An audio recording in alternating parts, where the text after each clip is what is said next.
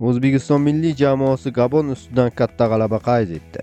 FIFA Series turnirining birinchi turida O'zbekiston milliy jamoasi Fabio Cannavaro qo'l ostida Gabon terma jamoasi bilan kuch sinashdi va ajoyib natijaga erishdi. Ushbu bahsda afrikaliklar juda tezkor start berib, 6-daqiqada hisobni ochdi. Shu bilan birga O'zbekiston jamoasi tezda harakatga keldi va 13-daqiqada Eldor Shomurodov aniq zarba bilan muvozanatni tikladi.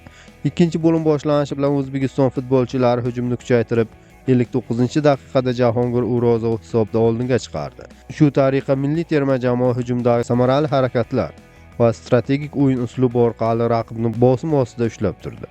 Bahsning qo'shimcha daqiqalarida 94-daqiqada Alisher Odilov aniq zarba bilan oxirgi golni kiritdi va bahsni 3-1 hisobi bilan yakunladi. Bu g'alaba O'zbekiston milliy terma jamoasi uchun turnirni muvaffaqiyatli boshlash va muxlislar oldida fikrli raqobat qilish imkonini yaratdi. Shu tariqa Fabio Cannavaro boshqaruvidagi terma jamoa muxlislar oldidagi birinchi bahsda katta taassurot qoldirdi va keyingi turlarda ham samarali o'yin ko'rsatishga intilayotgani ko'rinadi.